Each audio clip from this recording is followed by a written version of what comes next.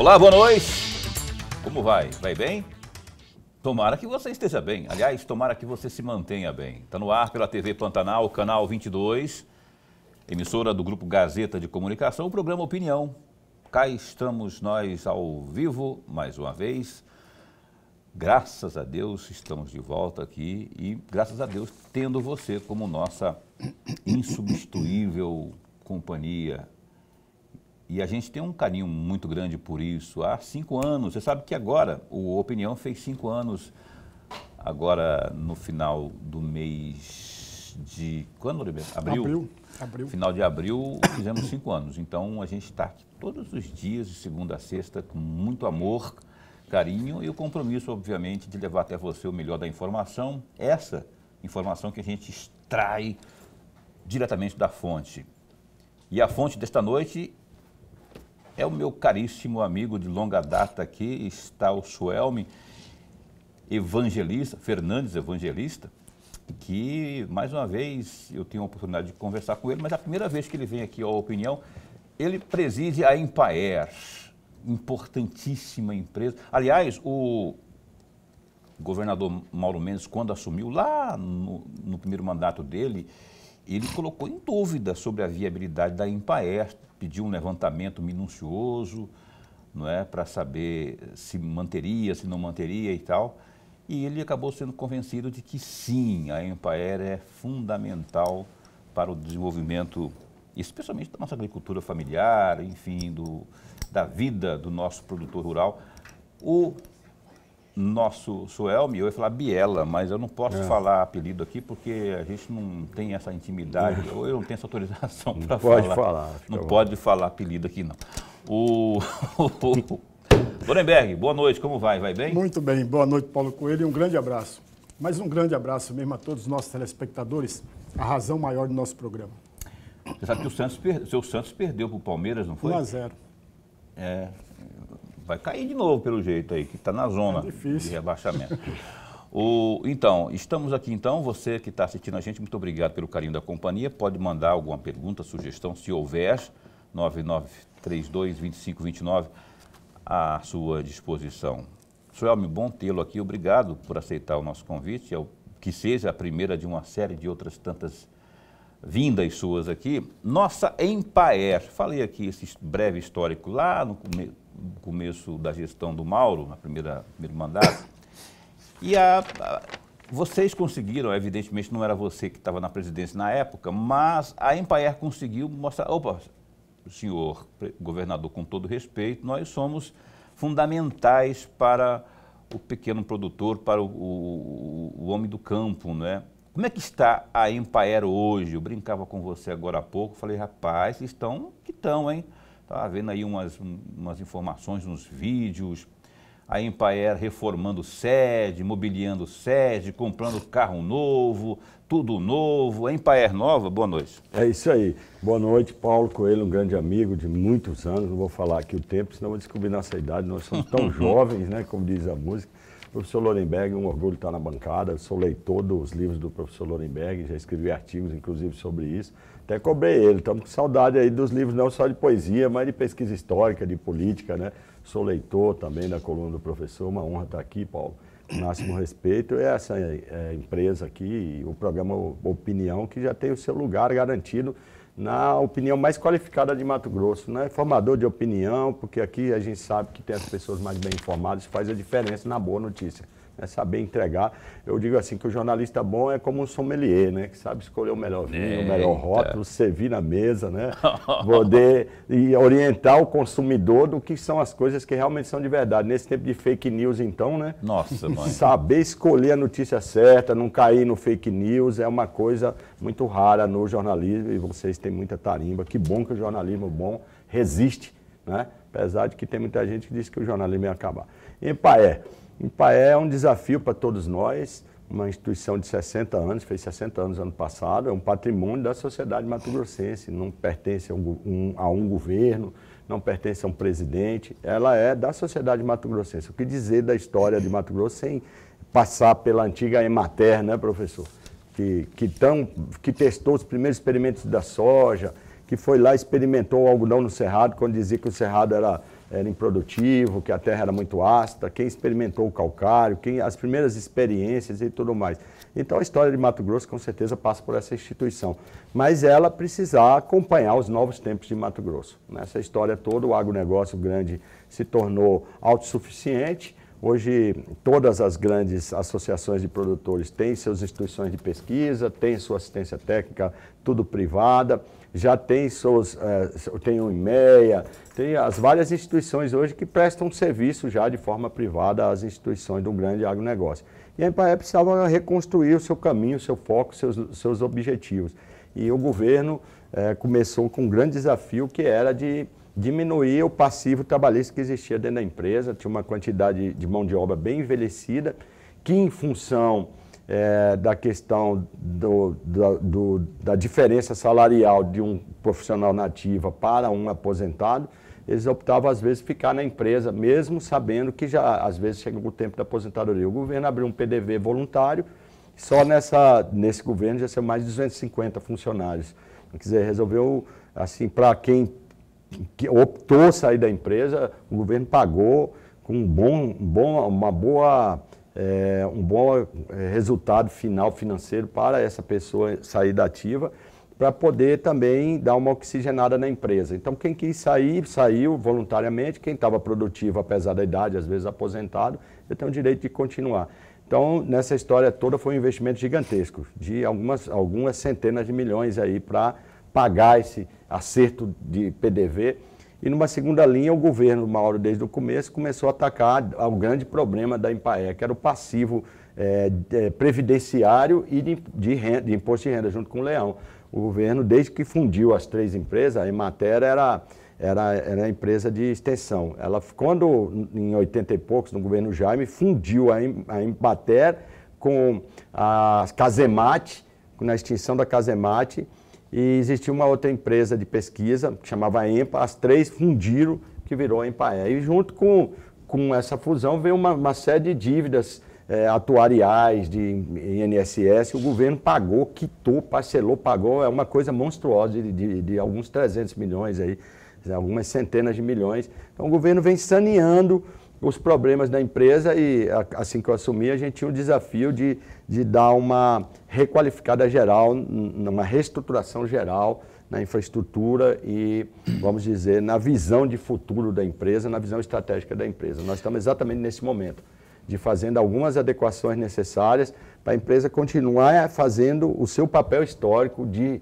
motivar, estimular, incentivar, fomentar o desenvolvimento e, neste momento, das pequenas propriedades. Só para fechar esse primeiro momento, nós temos mais de 165 mil famílias de pequenas propriedades. Mato Grosso, em função do grande agro, todo mundo que vê de longe fala, não, Mato Grosso é só fazendeiro, né? Quando você vai lá passear em São Paulo, no Rio de Janeiro, o cara fala, isso é latifundiário lá em Mato Grosso, mas se engana quem pensa assim, porque Mato Grosso tem mais de 1 milhão de hectares de terra de pequenas propriedades. São os assentamentos, chacareiro, essa Sim. população tradicional aqui de beira de cidade, são os urbanos, periurbanos. Chacareiro, você vai ali no Pedra 90 aqui, Dr. Fábio, um monte de chacrazinha, pequenas propriedades, Cinturão Verde.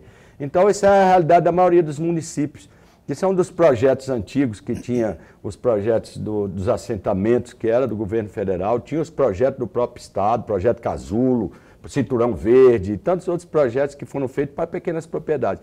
E quando a gente fala pequenas propriedades, o cara fala assim, o que é um pequeno produtor em Mato Grosso? Um cara com até 4 modos rurais lá em Bom Jesus do Araguaia tem 140 hectares. Então não é um pequeno, né? Assim, é um pequeno, Mato Grosso até o pequeno ele é grande, né? Vamos dizer assim, porque lá em Santa Catarina um pequeno é 3 hectares, 4 hectares. Então o cara chega aqui para mim, um cara com 100 hectares, ele é um fazendeirinho, pode gerar muita riqueza nas suas pequenas propriedades. 30 hectares já é uma boa propriedade. Daí a importância da Empaer nesse contexto todo. Aliás, eu quero só fazer um reforço aqui, até para que não haja nenhum tipo de dúvida sobre o que eu falei. O governador, quando assumiu pela primeira vez, não é que ele tinha qualquer tipo de objeção à Empaer, não era isso. Pelo contrário, o Mauro sempre foi...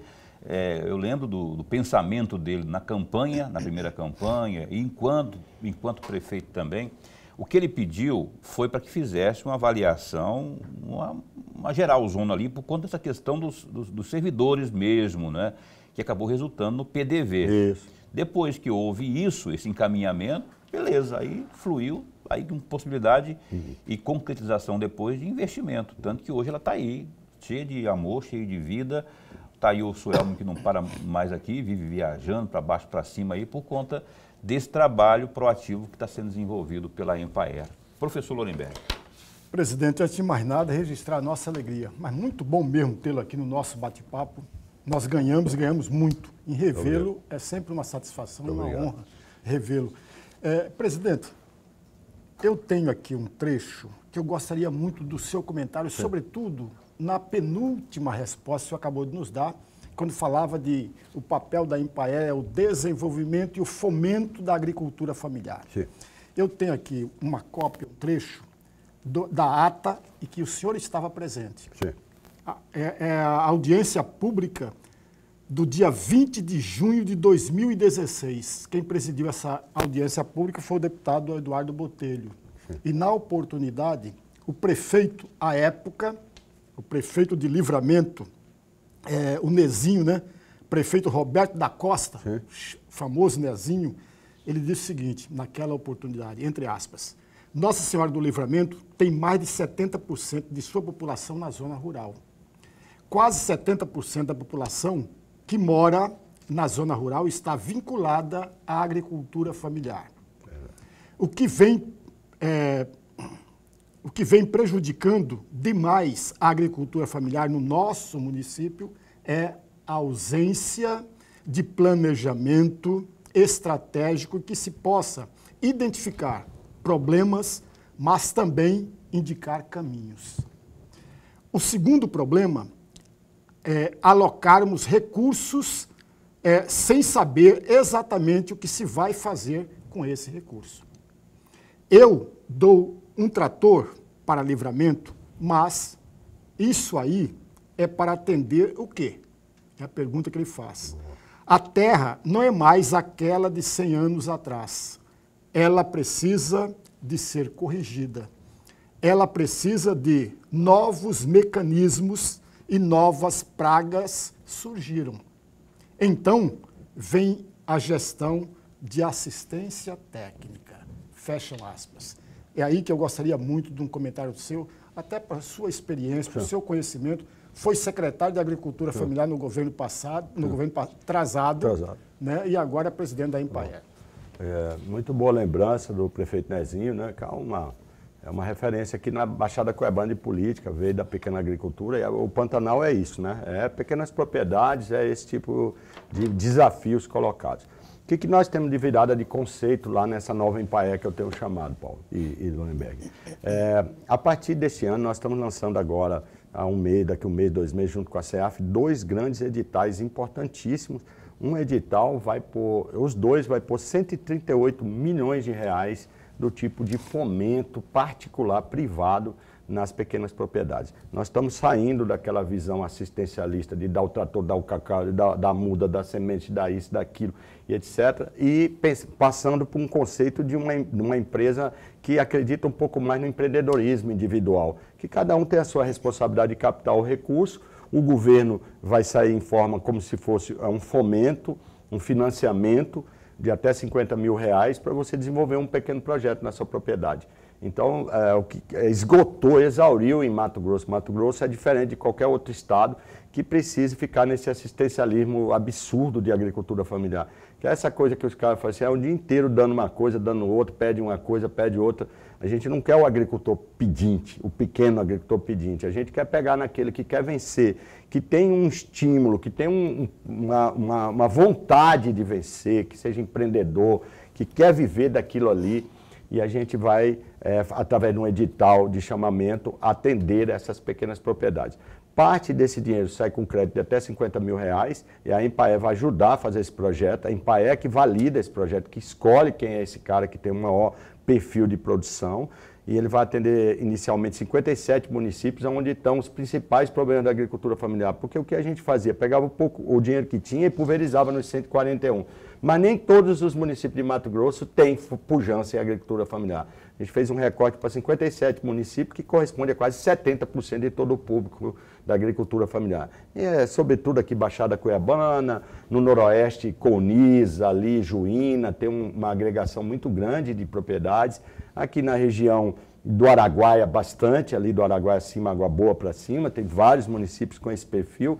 Na região sul, muito pouco, porque aqui praticamente o grande agro, né, que é o cerradão mesmo, tomou conta, vamos dizer assim, né? Tem poucas pequenas propriedades. Aqui na região de Rondonópolis, Campo Verde, ali, sobra Pochorel, alguma coisa, mas no geral você tem praticamente na oeste, chama Hot Point, né, que é os lugares quentes, que estão 57 municípios. Ali, na Grande Cáceres, tem vários municípios. Na região noroeste, mais acima, Juína, Coniza ali, né, aquela região Cotriguaçu. Hoje o maior município de agricultura familiar é Coniza. Coniza tem mais de 2.000 famílias de agricultura familiar. Então dá o quê? Vai dar mais de 2.000 propriedades. Então nós temos lá mais de 6.000 pessoas vão viver, vamos dizer assim. Então nós fizemos um recorte, vai ter um edital, professor. Aí aquele cara que quer empreender, que tem um projetinho, ele vai na Empaé, a Empaé vai contratar esse projeto. Ele tem R$50 mil para ele investir dentro da sua propriedade. Aí ele vai planejar. Ele tem 2 anos de carência para pagar. O juro de 4% ao ano. Se ele pagar em dia a primeira parcela no segundo ano, ele não carência total, ele não paga juro. Parcelas iguais para ele poder prosperar. Isso é muito melhor do que o Pronaf, de qualquer outro crédito que você tem aí bancário. Mas ele vai ter que participar do negócio. Porque essa metodologia de entregar tudo à mão beijada, a gente tem um pátio aí cheio de equipamentos quebrados nas prefeituras, nos assentamentos, o trator quebra, não dá manutenção. O uso coletivo é muito problemático aqui para nós todos, nós não temos cultura de associativismo, cooperativismo. Às vezes esse trator é mal administrado, quebra, arrebenta. Às vezes você dá o calcário por uma influência política, cai na mão de uma propriedade que o cara deixa lá no toco, não usa o calcário. É muito ineficiente essa metodologia. Então a gente está construindo uma passagem junto com a CEAF de forma integrada, isso é novo, tá, Paulo? Porque a CEAF e a Empaé sempre trabalhou de forma separada. Nós, pela primeira vez, hoje a CEAF e a Empaé trabalham de forma integrada, não tem disputa política entre eu e a secretária André, que deve estar assistindo aí.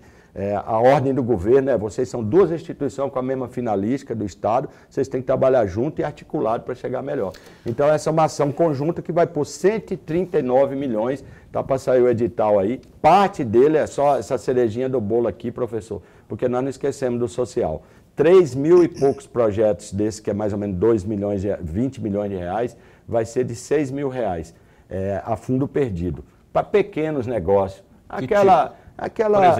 Por exemplo, vamos lá, aquele fogãozinho industrial para fazer doce, aquele freezerzinho que a mulher rural precisa para fazer seu doce, né?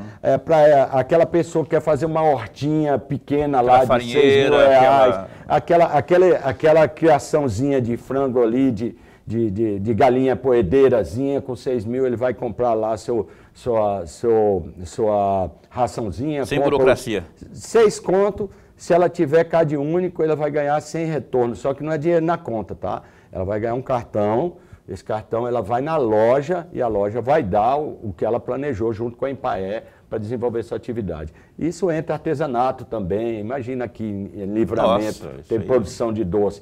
6 mil pode não ser muita coisa para quem está me assistindo, mas para uma pessoa que está lá na zona rural, ele faz um estrago. Para você ter uma ideia, esse projeto tem um desenho aí de futuro que o cara pode gerar até 5 vezes mais renda a partir de um pequeno incentivo de R$6 mil. Esse não é financiamento, isso é inclusão rural, para atender aqueles municípios que Mato Grosso tem uma desigualdade que o senhor conhece muito bem, uma desigualdade regional absurda. Esse projeto vai entrar como um complemento do desenvolvimento de Mato Grosso, para que lá na próxima eleição ninguém vai poder falar que o governo não preocupou com os municípios exauridos, como Pochorel, Alto Paraguai. Esse programa é para atender exatamente esses aí que ficaram na estrada, que não é Campo Verde, que não é Primavera, é lá onde está o nosso foco. Então, só nessa primeira leva são 139 milhões de reais que vai, desta forma, chegar aos pequenos produtores. Isso é uma virada de paradigma, daquele modelo assistencialista que o prefeito fala, entrega o trator para quê? Para vamos dizer, um estado agroempreendedor, que é o que Mato Grosso é capaz de fazer. Foi assim que Mato Grosso perseverou. Foi com o crédito que o Banco Brasil deu para os grandes proprietários que venceram lá atrás, na década de 70, né? Muitos até não conseguiram pagar, o governo perdoou a dívida. Então, essa garantia é inclusive uma garantia do Estado, não é dinheiro de banco, é dinheiro do Estado, é lastro social do Estado para o cara vencer na vida e desenvolver. Agora, aí a gente vai ser mais eficiente, mais resolutivo e apostar naquele que quer trabalhar e vencer na vida. Agora veio dos pequenos, né? Já tiveram lá, os grandes tiveram seu espaço e as suas possibilidades e oportunidades junto a grandes instituições financeiras. O Estado do Mato Grosso agora está estendendo as mãos. Esses 138, quanto você falou? 138 milhões? Só fazer um comparativo para você, Paulo. Rapidinho, para eu ir para o intervalo comercial. O governo federal anunciou o mesmo programa para o Brasil inteiro, 100 milhões de reais. Só Mato Grosso vai por 139. Só para você ter uma ideia do tamanho. É o maior investimento nesse tipo de atividade do Brasil. Proporcional. E é só Mato Grosso que pode fazer isso, porque Mato Grosso fez o dever de casa, arrumou as contas públicas e tem condição de bancar uma iniciativa desse tamanho.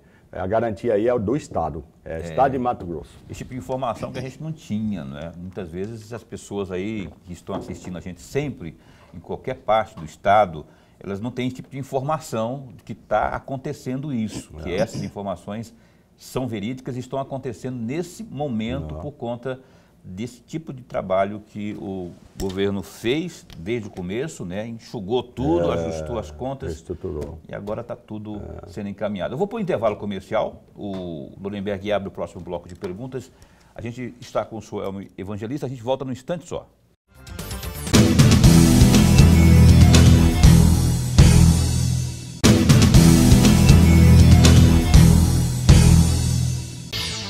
Olhando aqui o nosso GD, que é o Gazeta Digital, estamos de volta. Você está assistindo ao programa Opinião na sua TV Pantanal. Hoje com o Suelmo Fernandes, aqui conosco, presidente da Empaiar. Vou ao GD, que é o Gazeta Digital, www.gazetadigital.com.br. Resultado do Laboratório Federal de Defesa Agropecuária, LFDA, de São Paulo, no qual estava sob investigação uma amostra de ave que apresentava sintomas suspeitos de gripe aviária, que é a influenza aviária, lá no município de Nova Brasilândia, que fica aqui a 215 quilômetros ao sul de Cuiabá, teve como resultado negativo para a doença. A informação foi confirmada pelo Instituto de Defesa Agropecuária de Mato Grosso, INDEA-MT, ao GD, Gazeta Digital, na tarde desta segunda-feira, dia 19. A partir do laudo informado, foi então descartado, nesse caso, a presença da doença viral em aves em Mato Grosso. De acordo com o painel divulgado e atualizado pelo MAPA, até esta tarde, a tarde de hoje, 3 investigações estavam sendo realizadas em Mato Grosso, conforme dados dos últimos 7 dias. De acordo aí com o noticiado anteriormente, o Ministério da Agricultura e também Pecuária, o MAPA, investigava um possível novo caso da gripe aviária H5N1 em uma propriedade rural de Nova Brasilândia. A suspeita surgiu poucos dias após a confirmação do primeiro caso da doença em uma granja comercial no Brasil, que foi lá em Montenegro, Rio Grande do Sul, na última quinta-feira, dia 15. Então, está aí, portanto, essa informação importantíssima e cheia de alívio, né? Porque, afinal de contas, deu negativo essa suspeita aqui no estado de Mato Grosso. Graças a Deus, para não termos mais problemas aqui, não é? Eu vou pedir para o meu caríssimo professor Lorenberg abrir o bloco de perguntas aqui ao nosso entrevistado desta noite, que é o Suelmo Fernandes. Por favor. Presidente, eu gostaria muito de ouvi-lo a respeito, porque o senhor falou no bloco anterior de uma remodelagem, entre aspas, da Empaier. Mas isso me remete sempre como essa Empaier era e como ela tinha as coisas. Por exemplo, eu me lembro muito bem que em 2015, o senhor deve lembrar mais do que eu ainda, que o presidente da Empaer, à época, era Lair Mota da Silva. Claro. Quando a Empaer estava completando, em 2015, 51 anos, hoje, esse ano, completará 61 anos. Naquela oportunidade, e aí, por conta da homenagem, o presidente Lair, ele fez um pequeno balanço.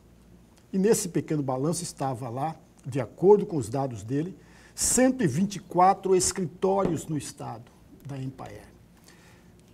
Mato Grosso possuía 104,3 mil núcleos de agricultura familiar, sendo 61,9 mil assentamentos rurais e 42,4 mil agricultores tradicionais. E aí vem a minha pergunta, hoje, quantos assentamentos nós temos, mais ou menos, sim, panorama. Quantos assentamentos nós temos hoje no estado e qual é o número de núcleos da agricultura familiar? Sim, muito boa essa pergunta. Não mudou muito esse perfil. Óbvio que algumas áreas, se elas se tornarem inviáveis, elas vão sendo abandonadas, né? Por exemplo, assentamentos que estão próximos à área de grande agronegócio, é muito difícil elas se manter. Áreas altamente, muito ricas e etc., valor muito alto imobiliário, é muito difícil manter, às vezes, a produção, né? Porque a terra é uma coisa que em Mato Grosso é absurdo o valor, né? Mas não muda muito do que ele falou. Hoje nós devemos ter por volta, nós temos, a Empaer fez esses dados todos, nós temos um censo com levantamentos atuais disso. Nós temos 57 municípios que representam 70% desses assentamentos como um todo aí. Como eu já fiz um desenho rapidamente sobre eles, nós vamos ter hoje aproximadamente umas 160 mil famílias, né, portanto daí aproximadamente quase 400 mil pessoas, né, que vivem da agricultura familiar. E nós temos hoje aproximadamente 700 assentamentos, entre INCRA, entre Intermate e crédito fundiário, que é outra modalidade de acesso à terra.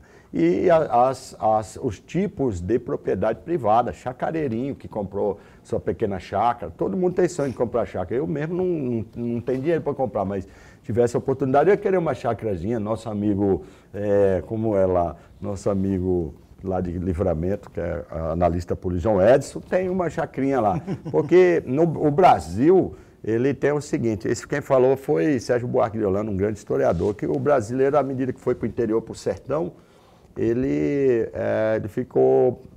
nós temos uma ligação muito forte com o interior, por causa do processo de colonização. Então, a ideia de paz, de felicidade e sossego é lá na zona rural, lá num ranchinho beira-chão, como diz a música, né?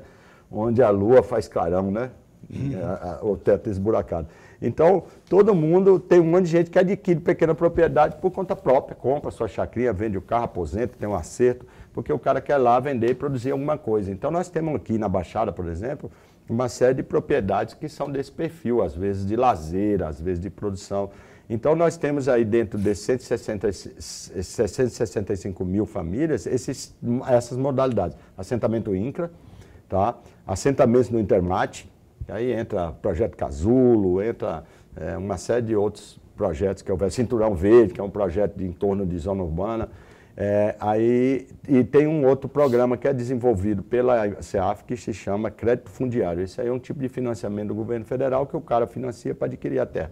E essa modalidade privada do cara que, de forma individual, foi lá e comprou suas pequenas propriedades. Além daquilo que a gente chama dos extrativistas, que existem ainda em Mato Grosso, muito. Extrativista de castanha, extrativista de piqui, que são pessoas que não têm uma área determinada, mas atuam às vezes em reserva ambiental, parques ecológicos e tudo mais. E os índios, que são público também da agricultura familiar. Muita gente esquece, mas os índios, dentro da lei que criou a agricultura familiar, os índios também é público-alvo. Nós temos ótimas experiências. Agora mesmo, lá em Alto Boa Vista, por exemplo, meu técnico chama Fábio Boé, um cara incrível, um técnico da Empaer, está desenvolvendo plantio de arroz lá com os índios, para soberania alimentar. A ideia é o excedente da produção poder vender na merenda escolar, porque arroz é o principal insumo, e produzido pelos índios. E incrível, interessante, uma curiosidade, como que a Empaer ela é estratégica. esse tipo de colheita lá, por exemplo, eles não descascam o arroz, porque na cultura do Chavante ele descasca no pilão. Então, aí às vezes eu falava, mas por que nós vamos... A colheita é bonita, né? Aquelas colheitadeiras ficam lá. E rápida, né? E o arroz é um insumo importante justamente com o Chavante, que está passando fome, tem problema de soberania alimentar. É um programa maravilhoso lá. A intenção para esse ano é produzir mais ou menos 200 hectares de arroz. Olha só, a subsistência deles com mão e de aí obra. Ainda tem um excessozinho, um excedente que pode vender no mercado, principalmente para as escolas públicas, né? Para merenda. Então, isso é só um exemplo do que o técnico pode fazer com a pequena propriedade. Hoje, se a gente conseguir grande aporte tecnológico, o cara com um hectare de mandioca dá mais dinheiro do que um hectare de soja. Essa é uma ideia que eu acho... Café também. Essa ideia, eu acho que poderia ser expandida para os demais não índios, não indígenas também, poder comercializar com as prefeituras para que esse produto sirva, seja ele qual for, não só arroz, possa ser usado na merenda escolar, não é? E já existe Só isso. na ação da Empaé do ano passado para cá, nós incrementamos em mais de 10% as compras de merenda escolar. Só organizando o produtor... Isso mais variados produtos, tudo. Tudo, de todos os produtos. Aí, você precisa ter uma ideia, 1 litro de leite hoje na merenda escolar, o cara deve estar vendendo 6, 7 reais. Se você for no mercado convencional, R$1. Então, ela paga muito melhor do que o mercado convencional, que eles chamam mercado de compras públicas. Você sabe quanto que é o tamanho desse mercado? Só no PNAE do Estado dá mais de 2 bilhões. No programa de alimentação escolar do Estado e dos municípios, você tem mais de 2 bilhões de reais de oportunidade de vender exclusivamente para merenda escolar, professor. Você não tem o principal insumo da merenda escolar, que é arroz, hoje Mato Grosso não é autossuficiente. Então a gente tem que incentivar, e aí através do crédito, essa pessoa vai poder desenvolver sua produção e vender diretamente para a escola. Além dos produtos que feijão, eventualmente um pequeno abatedor de frango. Nós temos excelentes experiências já de comercialização. E produto não falta, oportunidade também, opções não faltam. Suelma, eu tenho uma dúvida aqui, rapaz, e é uma coisa muito minha, assim, e desculpa a minha doce ignorância de estar, mas a gente tem a ignorância para ser dirimida, né?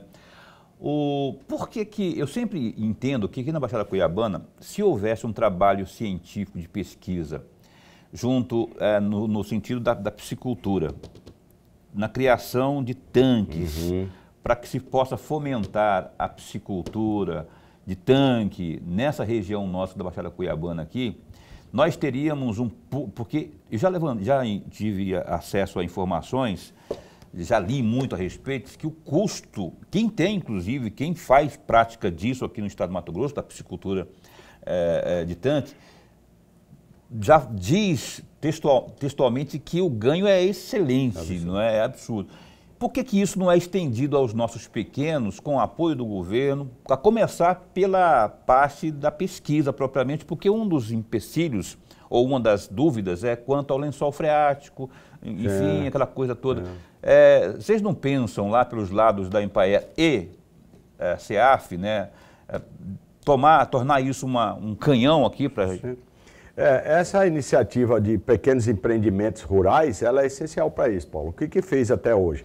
Aquele famoso tanque de escavado que chamava, depois virava Sapolândia, né? Época de eleição, tem muito político que elegeu abrindo esse tipo de tanque. 700, 800, então não quer o tanque, quer o tanque, quer o tanque. O que acontece no solo da Baixada? A água, na época da seca, ela escoa para o lençol freático e não retém a água, na maioria dos solos. Então, ele é ineficiente do ponto de vista dessa tecnologia tanque escavado. E aí, para escavar um tanque, precisa uma planta de engenharia. E a pessoa no domínio comum acha que se eu tiver uma pá carregadeira, uma reta, eu vou lá e furo um buraco, quando chove fica aquela água, aí a água empoça, o pH, a qualidade da água baixa, ele põe uma alivina não cresce, vira aqueles pequenininho que fica dentro do rio Cuiabá, que soltava antigamente, não desenvolvia, porque existe tecnologia de produção. Hoje a tecnologia é o tal do tanque elevado, né? Que é um tanque de geomembrana, porque ele evita a contaminação de doenças, ou nematóides, outras doenças do solo direto, e você tem que pôr, tem que ser airado, precisa de um ou seja, é caro, fica muito caro. Não, é uma tecnologia de 6, 7, o cara com 50 mil, ele põe 5 tanques desse aí, fácil, com airador, com tudo, ele compra a levinagem e compra a ração. A ração fica um pouco elevada, se o cara não souber fazer conta, aí a Empaé tem que ir lá e fazer conta com ele. Porque ele come e faz peixada com os amigos, que aqui quase ninguém gosta. Primeira coisa que o cara faz com o tanque, ele arruma um monte de amigo. Porque todo final de semana vão comer peixe. Aí ele não consegue controlar o negócio dele. Autoconsumo. E ele acaba ali se perdendo naquilo ali. Porque peixe aqui, quem não quer ir para uma chácara final de semana comer um peixinho? Então, transformar um hábito desse em negócio é uma tecnologia que a gente precisa desenvolver. Então, a gente entende que investindo individualmente em pessoas que já têm alguma expertise de fazer conta, porque tem que fazer conta, senão o cara leva prejuízo. Mas o cara que não tem expertise em fazer conta, aí o Estado também pode fazer. A Empaer vai desenvolver o projeto com ele. Ele tem potencial, boa vontade, o lugar é bom. Tem o Sebrae aí que inclusive faz isso. Então, a aposta nossa, Paulo, é entregar menos de mão beijada. Imagina o Estado ter que cuidar de pá carregadeira para furar buraco de tanque de piscicultura nessa baixada. Não tem condição, não vai dar conta disso nunca. Toda máquina que entregar, a máquina quebra, tem a manutenção, a prefeitura não tem dinheiro, aí para lá, fica 5 anos no toco.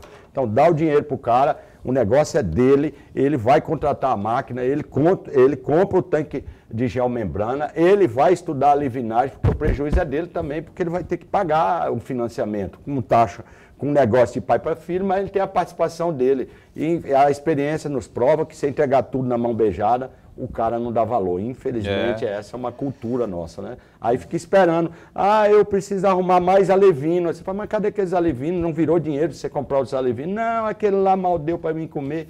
E tem manejo. Aí o cara fica viciado. Tem pH da água. Então é fácil de falar, criar tanque, criar piscicultura, desenvolver piscicultura é uma cadeia produtiva tão complexa como plantar soja em Campo Verde, ou plantar algodão. E é alta tecnologia e performance. Se a gente conseguir dominar isso, e é por isso que é importante a Empaer na ponta, qualificada, para fazer um bom projeto e acompanhar. E só para fechar no quadro de inovação, Paulo, agora a Empaer tem monitoramento do trabalho de assistência técnica.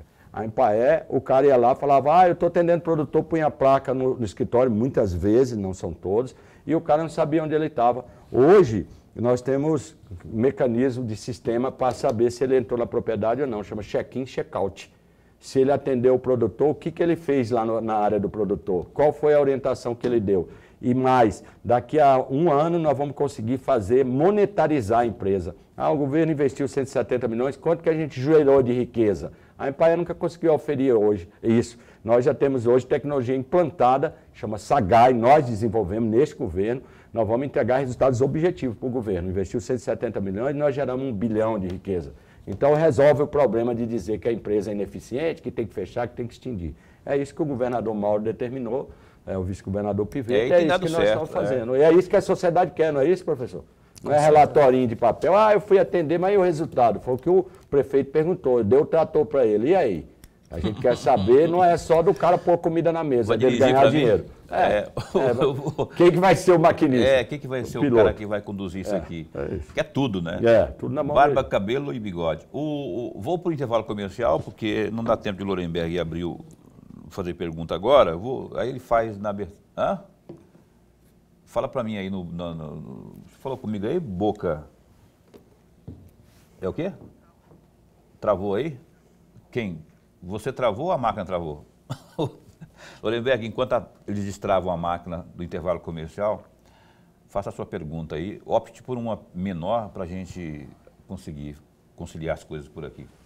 Presidente, ainda aproveitando a deixa de várias respostas que o senhor nos trouxe, que é a questão do trabalho da Empaer, que está ajudando, auxiliando, apoiando o empreendedor na região rural. Sim. Qual é a parceria da Empaer, da própria Secretaria de Agricultura Familiar, com as prefeituras? Muito boa, Pedro.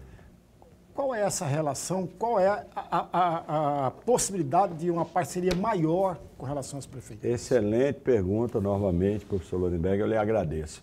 Quando eu cheguei na Empaer, esse era um problema da Empaer, porque nosso técnico, às vezes, fazia uma igrejinha lá dentro do município e a prefeitura tocava assistência técnica em Empaer lá. Né? E às vezes tinha conflitos políticos homéricos, do técnico da Empaer que era candidato a prefeito, brigava com o prefeito, virava tudo política, porque a Empaer, em função da grande presença do Jonas Pinheiro, que foi um grande baluarte, vamos dizer assim, da Empaer, indiscutível, né? Construiu sua trajetória toda lá.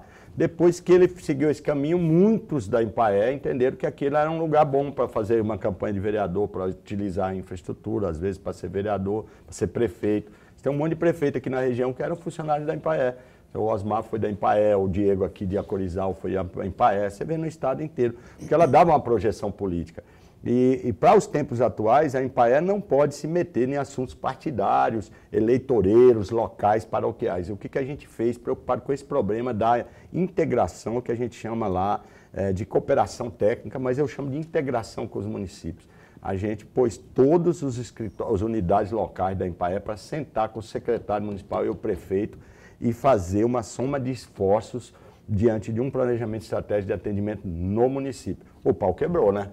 Aí teve diferença aqui, diferença lá, e eu vim aqui como árbitro, indo pacificando e falando que esse é o caminho. Não dá para a Empaé disputar com a prefeitura lá o atendimento do produtor como se fosse cabeça de gado, né? Então precisa trabalhar de forma integrada. Então essa integração que houve entre a CEAF e a Empaé no estado, ela desceu para o município.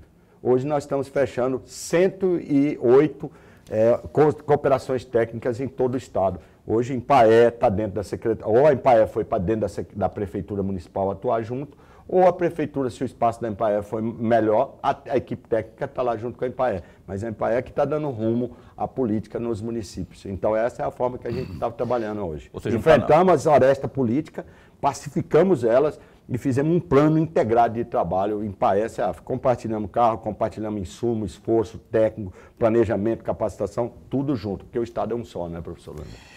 É isso aí, a gente vai agora sim para o break comercial, a gente volta em 1 minuto e meio aqui com o Suelmi Fernandes, um instante só.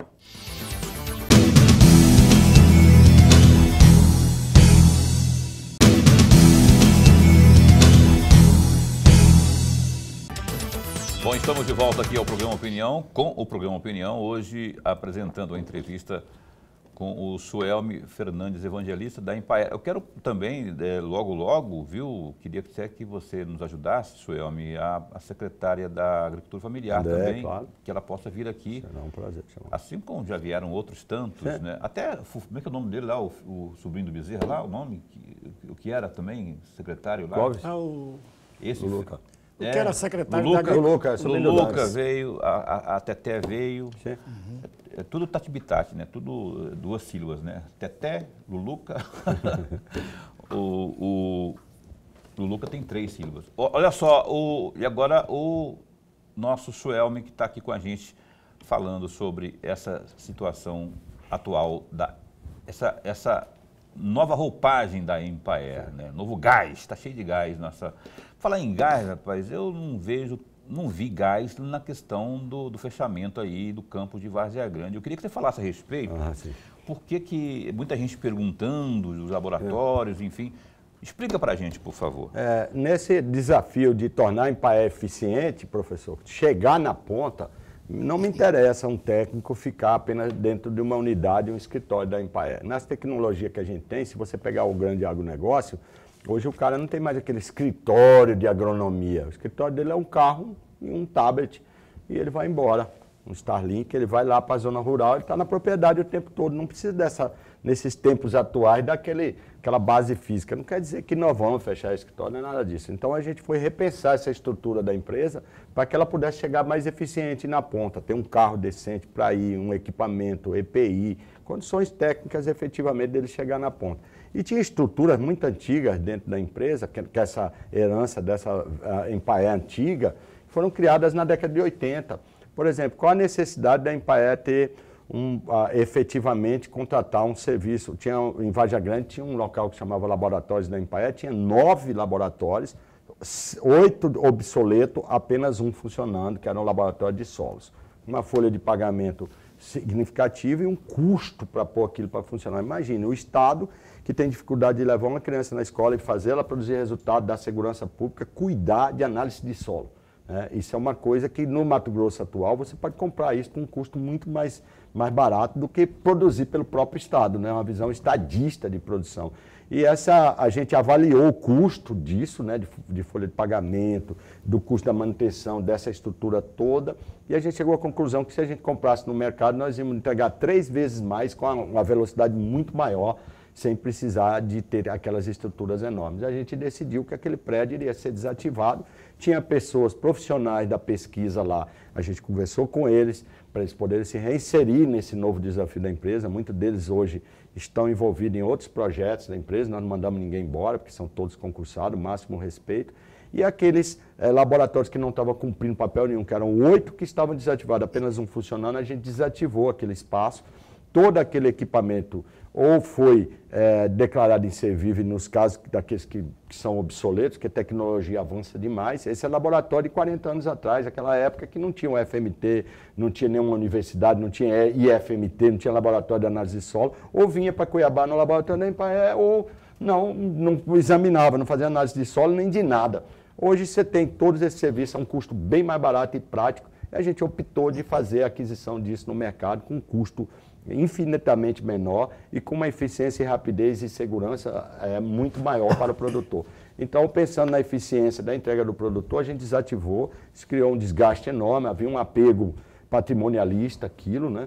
E a gente fez a conta sobre o que é melhor para a sociedade. A Empaé não pertence a um sindicato, não pertence a mim, não pertence a um partido, ao governador, ela é da sociedade. E ela precisa fazer entregas eficientes. Então isso gerou uma certa polêmica, mas a gente tem dados e números muito tranquilos que aquilo ali era apenas um local ineficiente dentro da estrutura do Estado que precisava ser desativado. Os funcionários permanecem, estão num lugar muito adequado, fizeram a escolha, aqueles que querem fazer pesquisa continuam fazendo, nós temos 2 campos de pesquisa, professor, ainda dentro da Empaé, que são extremamente eficientes, Tangará da Serra e Sinop. Se você chegar lá, nós temos pesquisa de primeira qualidade sobre café, cacau, banana, maracujá, pitaia, mandioca, experimentos de primeira qualidade, para você saber qual o tipo de variedade mais adaptada em Mato Grosso, grandes pesquisadores, a gente reinseriu eles nesses 2 campos para continuar desenvolvendo pesquisa, sem prejuízo do trabalho deles, e aquelas estruturas que custava caro para o governo e entregava pouco, foi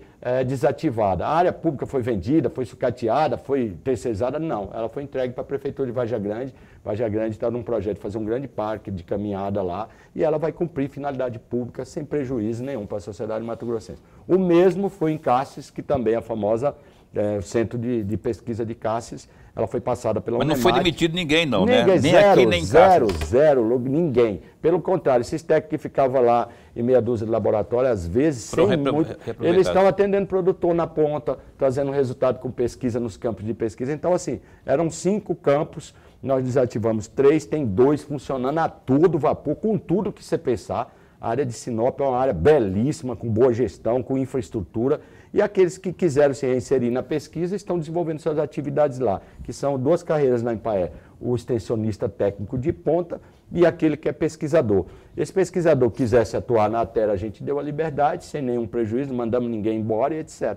Agora, estão chorando porque aquilo ali não funcionava, era um prédio que era ineficiente para a sociedade. A sociedade, inclusive, deve estar aplaudindo porque disse, bom, aquilo é uma estrutura velha, ineficiente. Então, uma modernização necessária para o Estado, porque o papel da Empaé é atender produtor lá na ponta, junto com os pequenos produtores. Não é dentro do escritório, não é dentro do laboratório. No laboratório, hoje você tem um FMT, que tem até mestrado, doutorado na área de pesquisa de agricultura. Você tem um NEMAT, que vai desenvolver pesquisa no nosso campus lá de Cassis. Nós não vendemos campus, não terceirizamos. Aquela estrutura lá boa vai continuar cumprindo um papel até melhor. Se a ideia, só para fechar no laboratório, lá na área de Cassis, eu tive em visita lá. Eu falei, quantas mudas nós produzimos entregando para o produtor aqui?